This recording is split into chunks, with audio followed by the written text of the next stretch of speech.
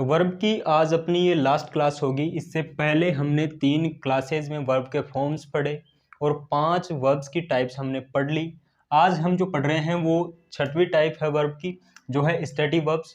इससे पहले की चीज़ें मैं आपको रिकॉल करवा देता हूँ। इससे पहले जो हमने पढ़ी वो जो जितनी भी टाइप्स थी वर्ब की वो हमने पढ़ी, जिनमें transitive, intransitive, finite, non finite और वर्ब ऑफ परसेप्शन, ऐसी 5 वर्ब्स हमने पढ़ ली। वर्ब के 5 फॉर्म भी हमने देख लिए। इन सारों के बारे में हमने देखा, जैसे वर्ब ऑफ परसेप्शन के बारे में हमने देखा कि जब भी अपनी जो बॉडी ऑर्गन है उसका अगर कोई किसी भी बॉडी ऑर्गन का वर्क अगर एज ए वर्ब के तौर पर लिया जाता है, जैसे आंखों का काम है देखना, तो अगर देखना अगर वाचिंग यानी देखना यानी वाचिंग अगर वर्ब के तौर पर लिया जा रहा है तो वहां पर अपन लोग वर्ब ऑफ परसेप्शन के बारे में पढ़ते हैं। इसके बाद हमने वर्ब ऑफ परसेप्शन का एक फॉर्मूला भी बताया था, जिसमें हमने बताया था कि वर्ब ऑफ परसेप्शन के बाद अगर ऑब्जेक्ट आता है तो उसके बाद आने वाली जो वर्ब होती है वो हमेशा जिरंड फॉर्म में होगी, यानी वर्ब की फर्स्ट फॉर्म में आईएनजी के साथ होगी। इसके बाद हमने फाइनाइट, नॉन फाइनाइट पढ़ा, ट्रांजिटिव और इंट्रांजिटिव के बारे में पढ़ा, और उसके बाद आज ये अपनी 4th क्लास में अपन लोग वर्ब का एंड करेंगे स्टैटिक वर्ब से लेकर। स्टैटिक वर्ब जो है वो सबसे इंपॉर्टेंट वर्ब है, वर्ब में सबसे ज़्यादा क्वेश्चन यहाँ से पुटअप होते हैं। तो स्टैटिक वर्ब्स का ये पूरा चार्ट मैंने जो बनाया हुआ है ये है पूरे स्टैटिक वर्ब्स हैं। स्टैटिक वर्ब्स को समझने के लिए सबसे पहले अपने को इसकी जो रिकॉग्नाइजेशन है उस पर ध्यान देना होगा कि स्टैटिक वर्ब्स होती कौन सी है। बेसिकली स्टैटिक वर्ब्स वे वर्ब होती हैं जिनके साथ कभी भी आईएनजी का यूज नहीं किया जाता, यानी जो वर्ब कभी भी जिरंड फॉर्म में नहीं होती। तो स्टैटिक वर्ब्स के साथ अपने को लिखना है कि ऐसी वर्ब जिनके साथ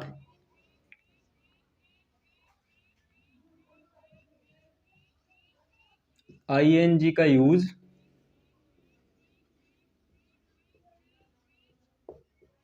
नहीं किया जाता, ऐसी वर्ब जिनके साथ आईएनजी का यूज नहीं किया जाता।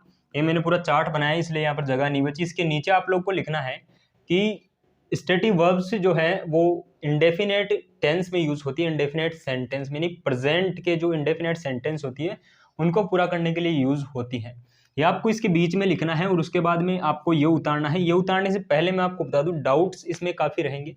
बेसिकली इंग्लिश में कोई एक्सेप्शन नहीं होते, लेकिन एक्सेप्शन यहाँ पर काफ़ी सारे आप लोग को मिल जाएंगे, इसलिए ही ये जो वर्ब है स्टैटिक वर्ब काफ़ी ज़्यादा इंपॉर्टेंट हो जाती है। जैसे आप लोग देखोगे कि यहाँ पर हियर के साथ कई बार अपन लोग हियरिंग का यूज करते हैं, मतलब इसके साथ अपन लोग कभी कभी आईएनजी लगाते हैं। अब सबसे पहले क्यों लगाते हैं उसका कारण मैं आपको बाद में बताऊंगा कि हियर के साथ आईएनजी, यहाँ पर तो अपने इसको स्टैटिक वर्ब्स में दे रखा है कि हियर के साथ आईएनजी का यूज नहीं किया जाता, लेकिन कई बार वाक्य में हम लोग देखते हैं हियर के साथ आईएनजी का यूज किया जाता है। वैसे ही अपन लोग कई बार देखते हैं कि अपीयर के साथ अपेयरिंग यानी आईएनजी का यूज किया जाता है काफी सारे जो सेंटेंसेस होते हैं उनमें। तो क्यों किया जाता है और कब किया जाता है और कब नहीं किया जाता है, इसको लेकर ये वर्ब जो है वो काफी इंपॉर्टेंट हो जाती है। तो ऐसी वर्ब जिसके साथ आईएनजी का यूज नहीं किया जाता यानी जो जिरंड फॉर्म में नहीं होती वो स्टैटिक वर्ब्स होती हैं। और स्टैटिक वर्ब्स की खास बात यह है कि ये प्रेजेंट इंडेफिनेट जो सेंटेंस है उसी में यूज होती है। अब ये कौन कौन सी है उसके बारे में जान लेते हैं। तो सी यानी देखना, हियर यानी सुनना, smell, notice, recognise, taste, appear, seem, look, love, hate, abhor, despise, detest, like, dislike, hope, doubt, admit, accept, refuse, deny. Refuse और डेनी दोनों का एक ही मतलब है मना करना। Prefer, regard, satisfy, want, wish, desire, intent, please, displease, और यहाँ पर है सपोज। इसके बाद है थिंक, ठीक है, थिंकिंग, जैसे अभी थिंक है तो थिंक के साथ आईएनजी का यूज होता है, कई बार हम लोग देखते हैं कि थिंकिंग का यूज होता है। तो वो कौन सी ऐसी जो है वो कौन सी ऐसी है कि जिनमें आईएनजी का यूज होता है, ऐसी कौन सी अपने पास वो जो पोजीशंस आती हैं उनका यूज अपन लोग देखेंगे इसके बाद में। और वही चीज ज्यादा इंपॉर्टेंट है जो एसएससी जेएससी एग्जाम्स में काफी बार पूछी गई है, इसलिए स्टैटिक वर्ब्स पूरे वर्ब्स के सेक्शन में काफी इंपॉर्टेंट, मतलब डबल स्टार वाली जो स्टैटिक वर्ब्स हो जाती है। इसके बाद देखते हैं यहाँ पर है इमेजिन, इसके बाद है प्रीसपोज, प्रीसपोज के नीचे रिकॉल है, रिकलेक्ट है, रिमेंबर है। इसके बाद forget, believe, know, trust, own, possess, have, belong to, keep, consist of, contain, comprise, include, involve, equal, cost, deserve, depend, fit, owe, lack, require, resemble, ठीक है, नीड, डेयर और साउंड, और उसके बाद है अंडरस्टैंड। अंडरस्टैंड अपन लोग कई बार करते हैं आई एम नॉट अंडरस्टैंडिंग, कई बार हम लोग बोलने में ऐसे बोल देते हैं आई एम नॉट अंडरस्टैंडिंग, यानी मैं नहीं समझ रहा हूँ। आईएनजी का यूज हम लोग कर लेते हैं, लेकिन बेसिकली अंडरस्टैंड के साथ कभी भी आईएनजी का यूज नहीं होता, क्योंकि ये एक स्टेटिव वर्ब्स है। अब स्टेटिव वर्ब्स क्यों हैं? क्योंकि ये स्टेटिव वर्ब्स इसलिए हैं क्योंकि इनका यूज प्रेजेंट इंडेफिनिट सेंटेंस में होता है। ये सारा आप लोग इसका स्क्रीनशॉट ले लो, इसको उतार लेना। इसके बाद अपन लोग इसमें पढ़ते हैं एक्सेप्शंस, ठीक है। तो अभी अपन लोग पढ़ेंगे जो इसके अंदर जो एक्सेप्शन है कि कब आईएनजी का यूज किया जाता है और कब नहीं किया जाता, क्योंकि ऐसी स्टेटिव वर्ब्स की काफ़ी सारी वर्ब्स ऐसी हैं जिनके साथ आईएनजी का यूज होता है। तो अपन लोग देखेंगे कि कब इनमें आईएनजी का यूज होता है, कौन सी ऐसी स्थिति आती है जिनमें इनमें आईएनजी का यूज होता है। तो सबसे पहले मैं इसको मिटा लेता हूँ।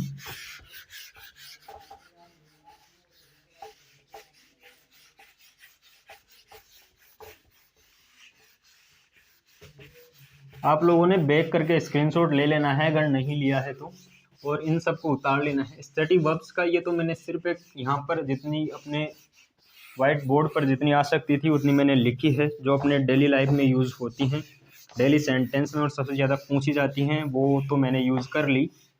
लेकिन काफ़ी सारी स्टैटिक वर्ब्स अभी भी बची हुई हैं और उनका यूज़ कैसे करना है वो मैं आपको बता देता हूँ।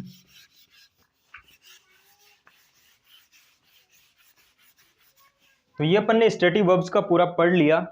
अब इसका उदाहरण से मैं बता देता हूँ। जैसे अपन ने एग्जाम्पल लिया,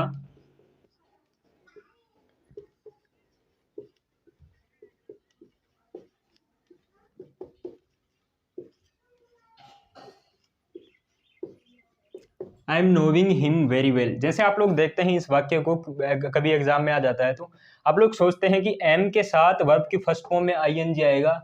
जैसे जो प्रेजेंट जो कंटिन्यूस टेंस है उसमें अपन लोग पढ़ते हैं कि आई के साथ एम का यूज होगा और वर्ब की फर्स्ट फॉर्म में आईएनजी अगर कंटिन्यूस सेंटेंस है तो यहाँ पर अपन लोग इस वाक्य को सही कर देते हैं। लेकिन एक्चुअल में क्या है, ये जो नो है KNOW, ये जो नो है वो एक स्टैटिक वर्ब्स है और इसके साथ कभी भी आईएनजी का यूज नहीं होगा। तो यहाँ पर आ जाएगा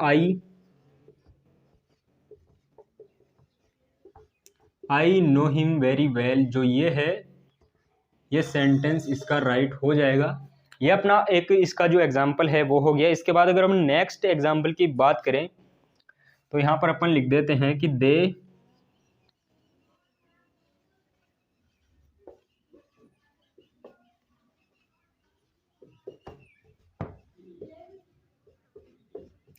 यहाँ पर ये सेंटेंस है दे आर अंडरस्टैंडिंग इट, यहाँ पर है।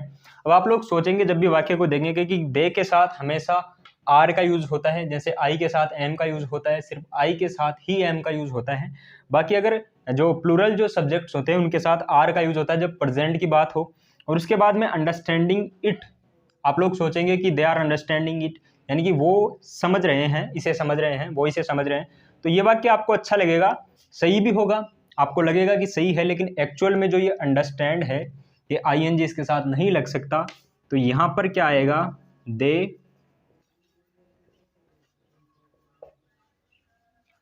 अंडरस्टैंड इट, ये होगा राइट। तो ये उतार लो। इसके बाद अपन लोग देखते हैं इनके एक्सेप्शंस।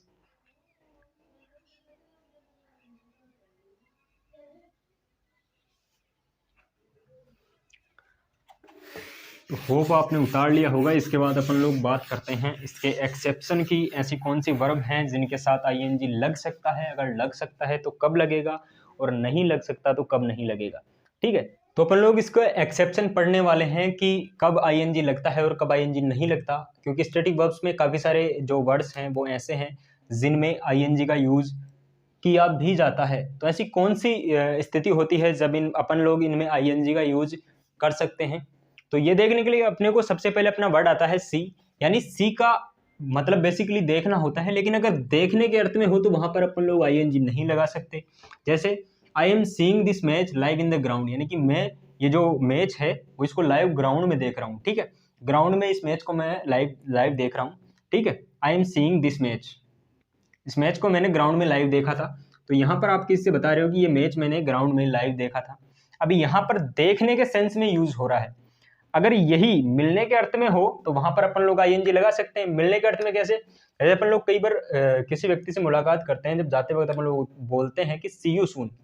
ठीक है, तो सी यू का वहां पर सी का यूज मिलने के अर्थ में होगा कि जल्द ही मुलाकात होगी या जल्द ही मिलते हैं, तो वहां पर अपन लोग सी का यूज मिलने के अर्थ में जब करते हैं, तो मिलने के अर्थ में जब भी अपन लोग करते हैं वहां पर आईएनजी का यूज अपन लोग लगाते हैं, आईएनजी का यूज अपन लोग करते हैं।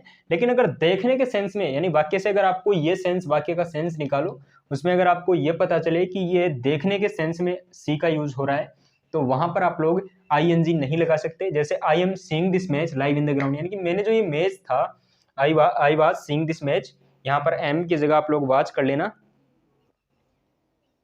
ठीक है। यानी कि I was seeing this match, एम ही करना आप यहाँ पर, I am seeing this match in live in the ground, यानी कि मैं जो ये मैच है इसको लाइव ग्राउंड से लाइव देख रहा हूँ। यानी कि सेम टाइम जब आपका कोई दोस्त घर बैठकर टीवी देख रहा है, वो आपको फोन करता है कि ये मैच देख रहा है या नहीं देख रहा, आप उसी टाइम उसको बोलते हैं कि मैं ये मैच इसी वक्त ग्राउंड में लाइव देख रहा हूँ। तो उस सेंस में इसको निकालना है। तो सीइंग यानी देखने का अगर यूज हो, यहाँ पर आप लोग देख सकते हो कि मैच को देखने की बात हो रही है, जब भी देखने की बात होगी तो वहां पर आप लोग आईएनजी का यूज नहीं कर सकते, वो गलत होगा, क्योंकि ये स्टेटिव वर्ब से जब भी देखने के यूज में होगी। तो यहाँ पर सही क्या होगा, I see this match live in the ground, ठीक है। अब यहाँ पर मिलने के अर्थ में हो तब आईएनजी लगा सकते हैं। कैसे लगा सकते हैं, जैसे Ram is seeing me today, Ram आज मुझसे मिलने वाला है, राम आज मुझसे मिलेगा। तो राम आज मुझसे मिलने वाला है, तो उसके बारे में अपन लोग यहाँ पर सी यानी देखने के अर्थ में नहीं हो रहा है, मिलने के अर्थ में यहाँ पर इसका आईएनजी सी का यूज हो रहा है। जब भी मिलने के अर्थ में सी का यूज हो तो वहां पर अपन लोग आईएनजी का यूज करेंगे। तो ये हो जाएगा अपना राइट। इसको उतारो, इसके बाद में अपन लोग नेक्स्ट एक्सेप्शन पढ़ते हैं। तो ये आप लोगों ने उतार लिया होगा, स्क्रीनशॉट ले लेना या फिर बैग जाकर इसको उतार लेना। अच्छा, अब जो नेक्स्ट अपन लोग पढ़ने वाले हैं वो अपन लोग पढ़ने वाले हैं हियर स्टेटिव वर्ब्स, यानी कि हियर का मतलब बेसिकली होता है सुनना। अब अगर ये सुनने के अर्थ में हो, यानी कि वाक्य में इसके दो मतलब निकाले जाते हैं। अगर हियर का यूज सुनने के अर्थ में हो तो वहां पर अपन लोग आईएनजी नहीं लगा सकते, वहां पर अपन लोग आईएनजी नहीं लगा सकते, ठीक है, अगर सुनने के अर्थ में हो। वैसे अगर हियर का मतलब अगर अपन लोग बात करें यहां पर कि अगर सुनवाई के अर्थ में हो, यानी कि जब भी किसी जजमेंट की बात हो रही हो, ठीक है, जज की बात हो रही हो, किसी केस की बात हो रही हो, अदालत की बात हो रही हो, जब ये सुनवाई के अर्थ में हियर का यूज होगा, यानी कई बार अपन लोग सुनते हैं केस की हियरिंग हो रही है, यानी केस की सुनवाई हो रही है, तो उस अर्थ में अपन लोग आईएनजी लगा सकते हैं। ये इसका एक्सेप्शन यहाँ पर क्लियर हो जाता है। अब सुनने के अर्थ में अगर होगी तो वहां पर अपन लोग आईएनजी नहीं लगा सकते। अब कैसे नहीं लगा सकते, इसका अपन लोग एग्जाम्पल से देखते हैं। तो यहां पर एग्जाम्पल है, I am hearing that you are playing, ठीक है। यहां पर आप लोग क्रिकेट और कर सकते हैं, यानी कि मैं सुन रहा हूं कि तुम क्रिकेट खेल रहे हो, ठीक है।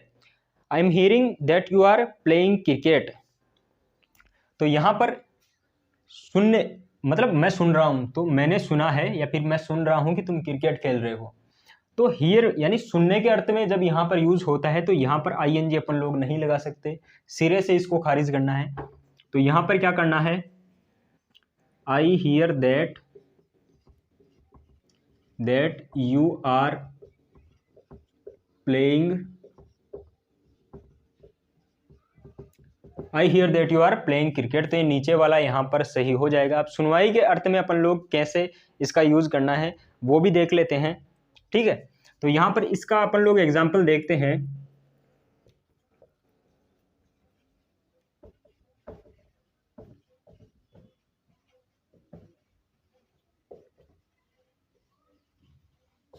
द जज वाज हियरिंग द केस। अब यहाँ पर सुनने के अर्थ में नहीं हो रहा है कि जज, मतलब सुनने के अर्थ में हो तो आईएनजी नहीं लगा सकते, लेकिन यहाँ पर जो जज की बात हो रही है, केस की सुनवाई की बात हो रही है कि जो जज है वो क्या कर रहा है, केस की सुनवाई कर रहा है।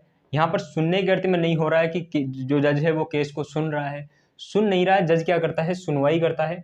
तो जब भी जजमेंट की बात हो, जज की बात हो, अदालत की बात हो और सुनवाई की बात हो, तब भी वहाँ पर अपन आईएनजी का यूज़ करेंगे, क्योंकि अगर सुनवाई के अर्थ में अगर हियर का यूज़ होता है तो वहाँ पर अपन लोग आईएनजी लगाएंगे। और ये जो नीचे वाला है ये इसका सही हो जाएगा, द जज वाज हियरिंग द केस।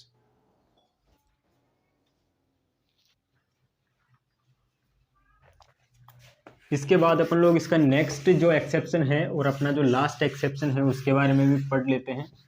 इसके बाद अपना ये वर्ब का टॉपिक पूरा हो जाएगा। इसके बाद अपन लोग नाउन स्टार्ट करेंगे, या अगर आप लोग कुछ टेंस वगैरह और कुछ स्टार्ट करवाना चाहते हो तो वो भी आप लोग बता सकते हो। अभी अपन लोग बात करेंगे हियर की, अपेयर की। अपेयर का मतलब होता है बेसिकली प्रकट होना, APPEAR, अपेयर यानी प्रकट होना। अगर प्रकट होना, अब इसका क्या होता है, ठीक है, जब भी वाक्य में मालूम होना, लगना, प्रतीत होना के सेंस में आए, मतलब लगना, प्रतीत होना या मालूम पड़ने के सेंस में आए, तब अपन लोग आईएनजी नहीं लगा सकते। ठीक है, लगना, प्रतीत होना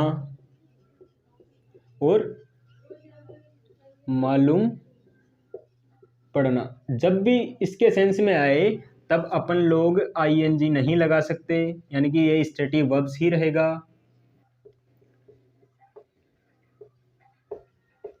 अब इसका नेक्स्ट वाला मैं आपको बाद में बताऊंगा, पहले इसका एग्जांपल अपन लोग क्लियर कर लेते हैं।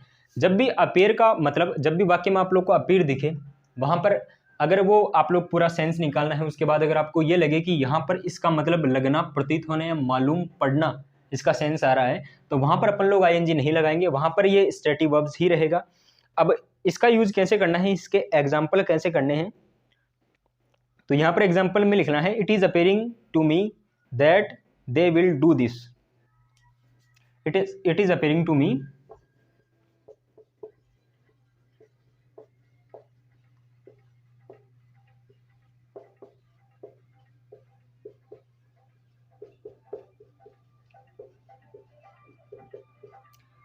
it is appearing to me that they will do this।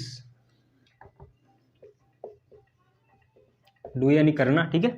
it is appearing यानी मुझे लग रहा है, it is appearing to me मुझे लग रहा है, that they will do this यानी कि वो ये कर लेंगे, यानी कि मुझे ऐसा लग रहा है कि वो ऐसे कर लेंगे। जब भी वाक्य में लगना, प्रतीत होना, मुझे ऐसा प्रतीत हो रहा है, मुझे ऐसा लग रहा है, it is appearing to me मुझे ऐसा लग रहा है, that they will do this वो इसे कर लेंगे, मुझे ऐसा लग रहा है कि वो इसे कर लेंगे।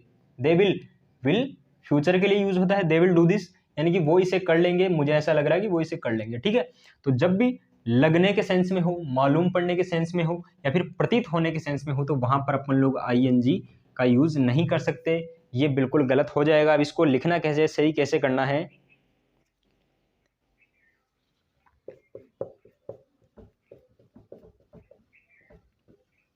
इट अपीयर्स, ठीक है,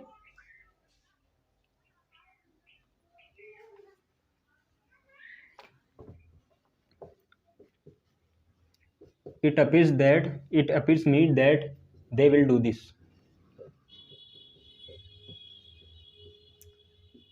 क्योंकि लगने, प्रतीत होना और मालूम पड़ने के सेंस में अगर वाक्य में अपीयर का यूज हो तो वहां पर अपन लोग आईएनजी नहीं लगाएंगे। ये वाला जो नीचे वाला सेंटेंस है ये सही हो जाएगा और ये जो ऊपर वाला है ये गलत हो जाएगा। अब अपन लोग बात कर लेते हैं सेकंड वाले की, अगर अपीयर का और दूसरा कौन से सेंस में अपीयर का यूज होता है।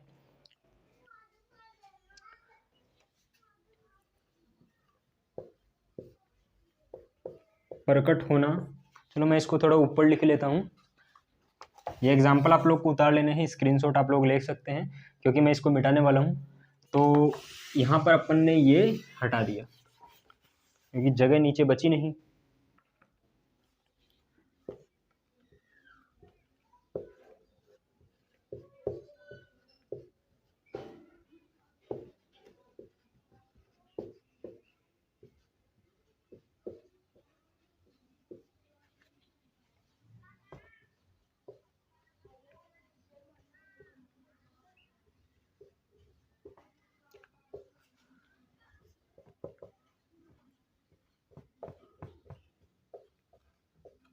अच्छा, मेन एक्सेप्शन यही है, ठीक है। जब भी अपीयर का यूज वाक्य में प्रकट होने से ही हो, उपस्थित होने के लिए यूज हो या फिर प्रकाशित होने के लिए यूज हो, तब वहां पर अपन लोग आईएनजी लगा सकते हैं। अपेयर का मतलब बेसिकली प्रकट होने के लिए भी यूज होता है, लगना, प्रतीत होना, महसूस होना, मालूम पड़ना के लिए भी यूज होता है। तो इनके लिए लगना, प्रतीत होना, मालूम पड़ना के लिए अगर होगा तो यहाँ पर आईएनजी नहीं लगा सकते। जैसे अपन ने पिछले जो एग्जाम्पल में बात की, it is appearing me that they will do this, मुझे ऐसा लग रहा है कि वो ये कर लेंगे। तो अगर लगने के सेंस में हो, मालूम पड़ने के सेंस में हो, ठीक है, प्रतीत होने के सेंस में हो, यानी कि मुझे ऐसा महसूस हो रहा है कि वो कर लेंगे, तो तब हम लोग को आईएनजी नहीं लगाना है। ठीक है, अगर यही प्रकट होने के सेंस में हो, उपस्थित होने के सेंस में हो, प्रकाशित होने के सेंस में हो, तब वहां पर अपन लोग आईएनजी का यूज कर सकते हैं। तो ये उतार लो, इसके बाद में इसका जो एग्जाम्पल है वो अपन लोग देखते हैं।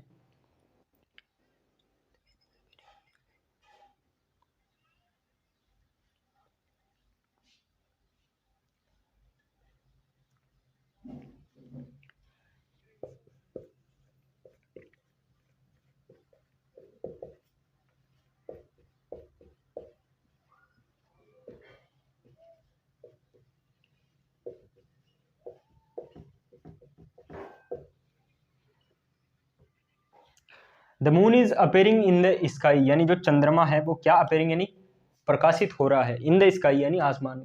जो चांद है वो आसमान में क्या हो रहा है, प्रकाशित हो रहा है, प्रज्वलित हो रहा है।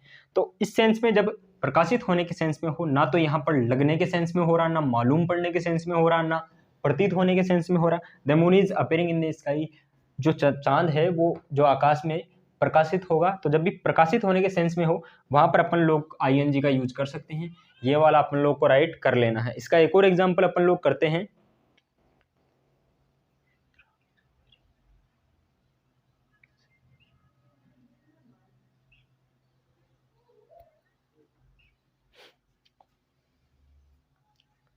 ठीक है, ये अपन हो गया कि जब ये प्रकाशित होने की बात हो, उपस्थित होने की बात हो, प्रकट। अच्छा, यहाँ पर अपन लोग इसका यूज अपन ने बताया कि प्रकाशित होने की, प्रकाशित होने का बेसिकली सेंस प्रकाश से नहीं है, प्रकाशित होने का यहाँ पर जो होगा ये प्रकट होने से सेंस होगा। The moon is appearing in the sky, यानी कि जो चांद है वो आकाश में प्रकट हो चुका है, हो रहा है। तो उसके लिए अपन लोग यहाँ पर प्रकट होने के सेंस में यहाँ पर आया है, यहाँ पर जो अपेयरिंग है। लेकिन प्रकाशित, प्रकाशित का मतलब होता है बेसिकली ये वाला प्रकाशित नहीं जो अपन लोग लाइट से संबंधित समझ रहे। प्रकाशित का मतलब है जो पब्लिश नहीं आता, जब अपन लोग किसी भी बुक को पब्लिश करते हैं तो उसको बोलते हैं प्रकाशित। ठीक है, तो यहाँ पर एक और एग्जाम्पल लिख लेते हैं।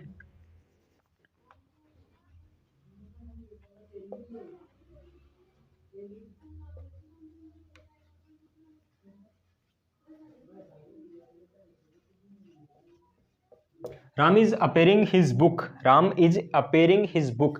तो अपेयरिंग यानी बुक को क्या कर रहा है, पब्लिश करवा रहा है, यानी कि प्रकाशित करवा रहा है। तो वहां पर अपन लोग यहाँ पर आईएनजी का यूज कर सकते हैं, क्योंकि यहाँ पर ना तो यहाँ पर ये कि राम अपनी बुक को लग रहा है, राम अपनी बुक को प्रतीत हो रहा है, या राम अपनी बुक को मालूम पड़ रहा है। ये तो सेंस बिल्कुल गलत होगा इस वाक्य का। वाक्य का सेंस जो है वो आपके विवेक पर निर्भर करता है। Ram is appearing his book, यानी कि अपनी बुक को क्या करवा रहा है, पब्लिश करवा रहा है। तो यहाँ पर प्रकाशित यानी प्रकाशित करने के सेंस में हो, पब्लिश करवाने के सेंस में हो, तब हम लोग आईएनजी का यूज कर सकते हैं। तो ये दोनों वाले एग्जाम्पल यहाँ पर राइट हो जाएंगे। ये अपना स्टैटिक वर्ब्स का जो था वो पूरा हो चुका है। अपन ने 6 टाइप्स की वर्ब पढ़ी, जिनमें पहली वर्ब ऑफ परसेप्शन पढ़ी।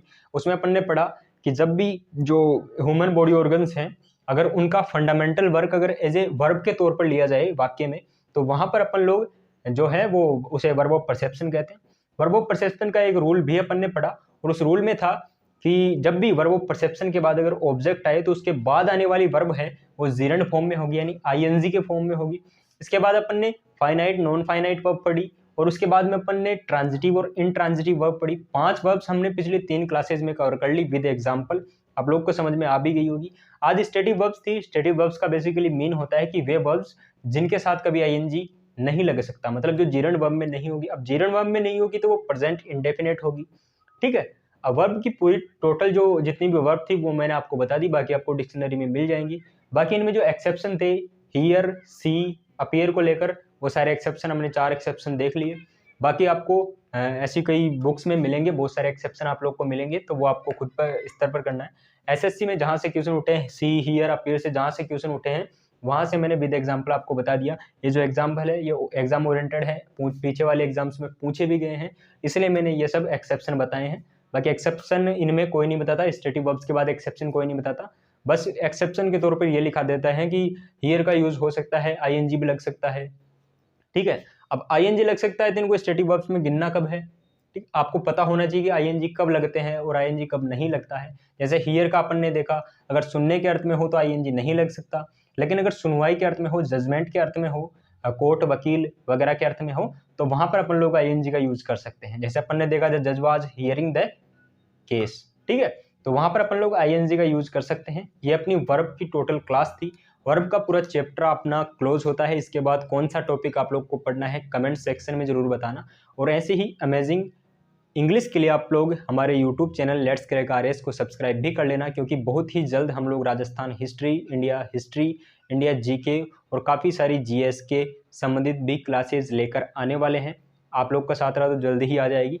तो उन सब के लिए आप लोग यहाँ पर सब्सक्राइब कर लीजिए, ताकि सबसे पहले जब भी क्लास आए आप लोगों तक पहुँच सके।